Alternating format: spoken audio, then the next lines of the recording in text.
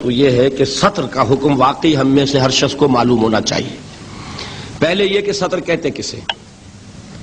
سطر یہ ہے کہ جسم کے کچھ حصے ایسے ہیں جو شریعت کی روح سے ہر حال میں ڈھکے رہنے چاہیے، سوائے شوہر کے لیے بیوی، بیوی کے لیے شوہر۔ یہ تو چونکہ قرآن نے کہا ہن لباس لکم وانتم لباس لہن، ان کے لیے تو کوئی سطر نہیں ہے۔ لیکن دوسری رعایت کیا ہوگی کہ کوئی سرجن ہو، کوئی ڈاکٹر ہو، اس نے معائنہ کرنا ہو، کوئی ضرورت ہے، لیڈی سرجن نہیں مل رہی ہے تو مرد سرجن سے بھی سرجری کرائی جا سکتی ہے جان بچانے کے لیے۔ لیکن ان دو کے علاوہ کوئی شکل نہیں کہ جسم کا وہ حصہ کھلے۔ مرد کا کیا ہے؟ ناف کے اوپر سے لے کر گھٹنے کے نیچے تک، ناف بھی نظر نہیں آنی چاہیے۔ بہت سے لوگ بالکل نہیں جانتے، احرام باندھا ہوتا ہے ناف اوپر نکلی ہوتی ہے، اس لیے کہ پتہ ہی نہیں۔ ناف جو ہے یہ سطر میں شامل ہے، اس کے اوپر ہونا چاہیے، کمر بند ہو یا تہ بند ہو جو بھی ہو، اس کے نیچے نہیں۔ اور گھٹنا جو ہے اس کے نیچے تک، گھٹنا بھی سطر میں ہے۔ اب نکر وغیرہ جو ہے اس میں یہ سطر نہیں ہوتا، یہ ناجائز لباس ہے، اسلام کی روح سے حرام لباس ہے، اس میں کوئی اختلاف نہیں۔ یہ ہے مرد کا معاملہ۔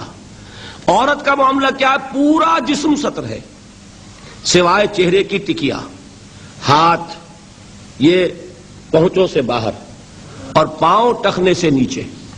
یہ میری بہنیں بھی یہاں موجود ہیں، وہ بھی توجہ سے سنیں۔ یہ عورت کا جسم سطر ہے، بال سطر میں شامل ہیں، یہ ڈھکے رہنے چاہیے۔ یہی وجہ ہے کہ عرب ممالک میں وہ رومال کا رواج ہے، ہمارے ہاں دوپٹے کا رواج ہے۔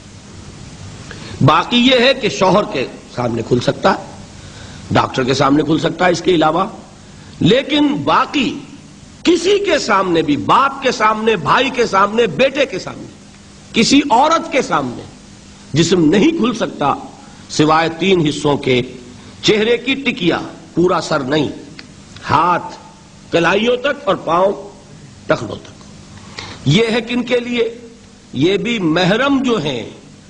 اب ان کے لیے عورت چہرہ کھلا رکھ کر بھی سامنے آ جائے گی، نامحرم سے چہرہ بھی چھپانا ہے، یہ حجاب کہلاتا ہے، یہ سطر نہیں ہے، یہ حجاب ہے۔ سطر حجاب کا حکم جو ہے وہ سورہ احزاب میں ہے۔ وہ کون ہے محرم جن کے سامنے عورت آ سکتی ہے چہرہ کھول کر؟ اس کی فہرست سورہ نور میں موجود ہے۔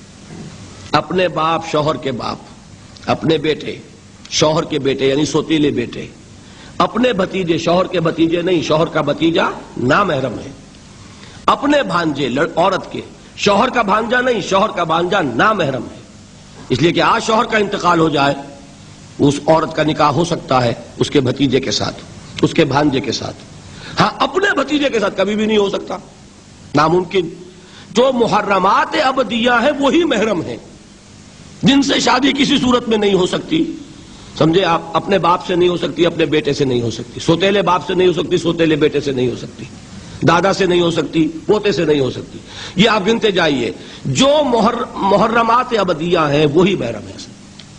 ان کے سامنے عورت چہرہ بھی کھلا رکھ کر آ سکتی ہے، باقی کے سامنے آئے گی چہرہ چھپائے گی۔ یہ ہے اسلام کے احکام۔ اللہ تعالی ہمیں ان پر چلنے کی توفیق عطا فرمائے۔